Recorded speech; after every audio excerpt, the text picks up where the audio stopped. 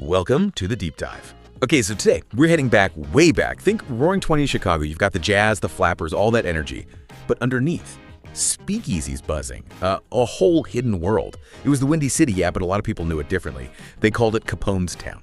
And that's our focus today. Al, he wasn't just a gangster. People saw him as, well, almost a celebrity, right? A sharp businessman, maybe. Some even called him the unofficial mayor. He built this massive empire on illegal booze, fear, and let's be honest, a lot of violence.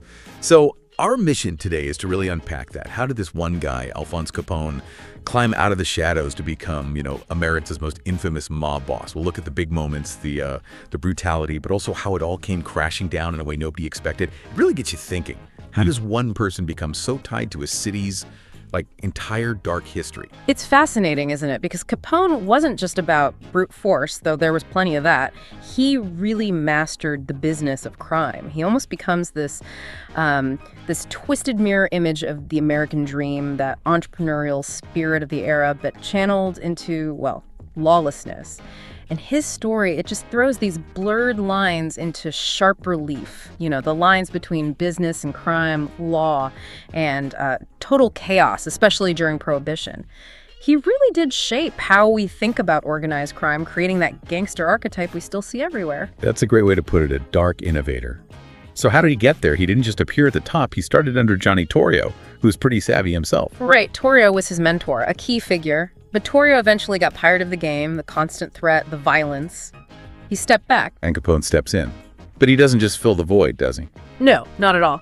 He explodes onto the scene. He takes Torrio's foundation and just dramatically expands it with a kind of ruthlessness and a strategic mind that was, frankly, pretty new. He had a vision for his operation, his business, that went way beyond just selling illegal alcohol. Okay, so what was this business model then? What were the key parts? Well, it was built on, you could say, three main pillars. The absolute foundation, especially during Prohibition, was bootlegging. Making it, moving it, selling it, that was the cash cow. But he didn't stop there. He ran huge gambling operations, and then there was racketeering. Right, the protection racket. Exactly. Basically shaking down legitimate businesses. Pay us. Or, something bad might happen to your shop. Often something he'd arrange. He saw people wanted the booze, the gambling things that were suddenly forbidden, and he made damn sure he was the one providing it, whatever the cost. It sounds like he was trying to corner the market on vice, essentially, like a hostile takeover of the city's underground economy. What made his approach different? Was it just sheer ambition, or did he have specific tactics that set him apart? That's a good question. I think the sources show it was both. Huge ambition, yes, but also a kind of brutal ingenuity. See, most gangs were pretty local, focused on their turf. Capone thought bigger, much bigger. Like an industrialist, he set up these complex distribution networks, fleets of trucks, warehouses, a whole web of speakeasies, not just in Chicago, but across the Midwest. Wow, like a real supply chain. Exactly, a criminal supply chain, managed through bribery, threats, and, murder. He diversified, too. Gambling dens, those protection rackets hitting almost every type of business. It was like a dark version of corporate efficiency. Corruption was his R&D budget, and violence was, a business expense. He basically privatized law and order in the areas he controlled. And securing that control, he wasn't subtle about it. Not at all. The sources talk about him eliminating rivals with force, obviously, but also with, strategy, forming alliances when needed, then turning on them. There's that quote, "Chicago became his personal chessboard." That really paints a picture. It wasn't just chaos, it was calculated. Precisely. Think about how regular businesses merge or acquire competitors. Capone, he just eliminated them, often violently. He also, invested in his people, the enforcers, the bootleggers, loyalty bought with money and maintained through fear. And he built a brand, a reputation. Good illegal booze, maybe, but cross him, swift, brutal consequences. His marketing was often these public acts of violence. Intimidation is advertising. Pretty much. And underpinning it all, corruption. He systematically bribed everyone, cops, politicians, judges, buying immunity, creating this shadow government that let him operate freely. That was his real dark innovation, not just committing crime, but organizing it like a massive corrupt corporation. And connecting this back, you mentioned Prohibition earlier. really created the perfect storm for him, didn't it? Oh, absolutely. You can't understand Capone without understanding Prohibition. It wasn't just the law. It was, like you said, an economic engine for guys like him. It created this enormous black market. People still wanted alcohol. The government said no, but couldn't really stop it. That vacuum. Organized crime rushed in. Capone just understood that dynamic better than anyone. Yeah. And he exploited it brilliantly to become incredibly rich and powerful, basically owning chunks of the city.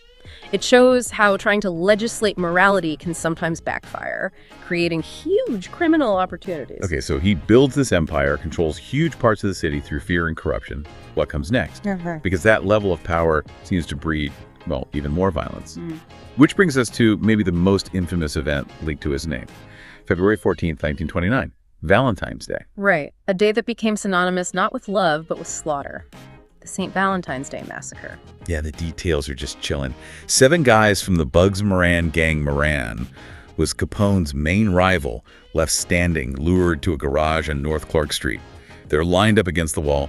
They probably thought it was a police raid, right? Because the killers were dressed as cops. Exactly, and then they were just gunned down. Utterly brutal execution.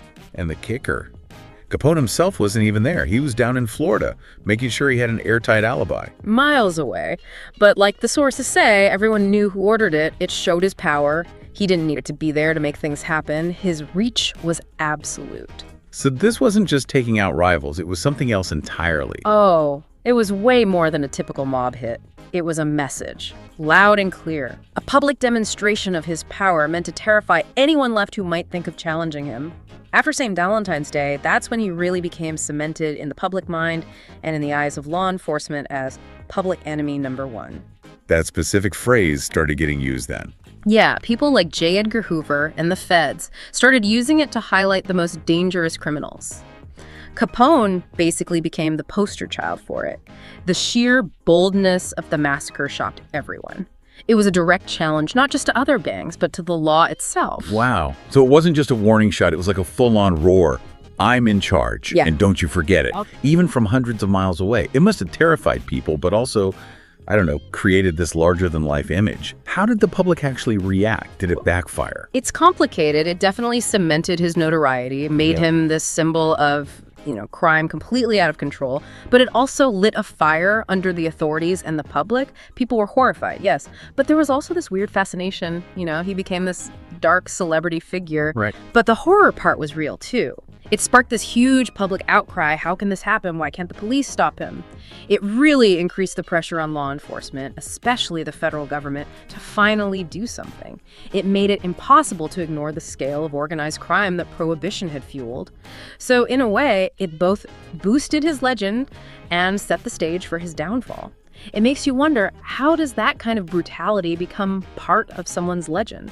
What does that say about us watching it happen? And that image that he was untouchable, that must have been incredibly frustrating for the police, for the feds. Absolutely infuriating. They tried for years. They knew he was behind countless crimes, murders, bootlegging, you name it.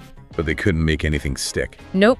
Witnesses vanished, or they were too scared to talk. Juries might have been bribed or intimidated. The evidence for the big, violent stuff was always circumstantial, or it disappeared. He seemed to always be one step ahead. Okay, so here's the guy, public enemy number 1, seemingly above the law, and then the fall. And it doesn't happen the way anyone expected. No dramatic shootout, no rival gang taking him out. It comes down to something almost boring. Almost mundane, yeah. After all that effort to pin murders or bootlegging on him, the weapon that finally took him down wasn't a gun. It was, believe it or not, an accountant's ledger. Paperwork. Paperwork. That's amazing. It really is. Now you have figures like Elliot Ness and his Untouchables team. They were definitely applying pressure, raiding breweries, disrupting his operations. They played a role. They're the famous ones, right? Yeah. The movie version. Exactly. But the final fatal blow, that came from the Treasury Department. The T-Men focused on something much less glamorous. Which was? Tax evasion. Yep. Simple as that. In 1931, Al Capone, the most feared man in America, was convicted of failing to pay his income taxes. The logic was straightforward. All that money he was obviously spending, the lavish lifestyle, the empire, it had to come from somewhere. And it was income. Taxable income. Whether legal or not didn't matter to the IRS. And he hadn't reported it. Not nearly enough of it. A team, particularly an accountant named Frank Wilson, meticulously followed the money, built a paper trail showing vast sums of undeclared income. And that's what stuck. He went to prison, eventually Alcatraz, cut off from everything. His health failed. He had untreated syphilis for years, and, well, his mind went too. He lost it all. Power, health, everything. Wow. That is just wild. All the violence, the power plays, the empire built on crime, and it's tax evasion that ends it. The irony is incredible. Why did that work when trying to nail him for murder or bootlegging failed so spectacularly? What was different about the tax angle? It really shows the power of the system, maybe the less glamorous parts of it. Murder cases need witnesses, direct evidence. Bootlegging needs proof of the illegal acts. Capone was an expert at covering those tracks, intimidating witnesses. But tax evasion, that's about the money. Where did it come from? Where did it go? Every expensive suit, every house, every bribe paid out, that's a financial transaction. A paper trail. Exactly. The Treasury agents didn't necessarily need a terrified witness to point a finger. They needed ledgers, bank records, receipts, evidence of spending that vastly outstripped his reported income. Capone famously tried to avoid owning assets directly, claiming he didn't even own a shirt. But the government proved his lifestyle cost a fortune, and that fortune was undeclared income. It was the bureaucracy, the methodical, persistent work of accountants and investigators that succeeded where bullets and raids had failed. It shows even the most untouchable figure can be vulnerable to the system itself if you find the right pressure point. So that's the arc. From the streets to unofficial king, public enemy number one, and then this quiet, almost anticlimactic fall into prison and fading away. He died in 1947, right? Apparently a shadow of his former self. His empire long gone. A broken man, yeah. Largely forgotten by the public at that point. But legend. That didn't die, did it? Feels like he's more famous now than ever.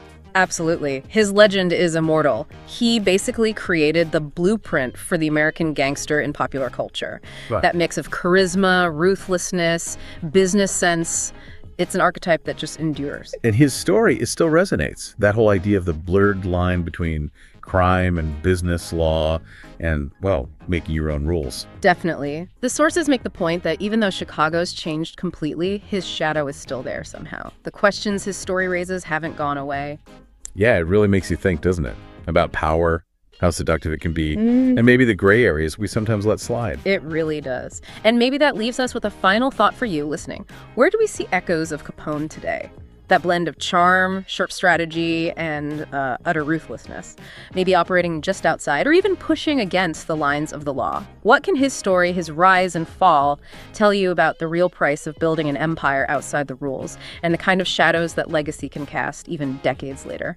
It's something that goes way beyond Chicago in the 20s. It's about power, ambition, and consequences even now.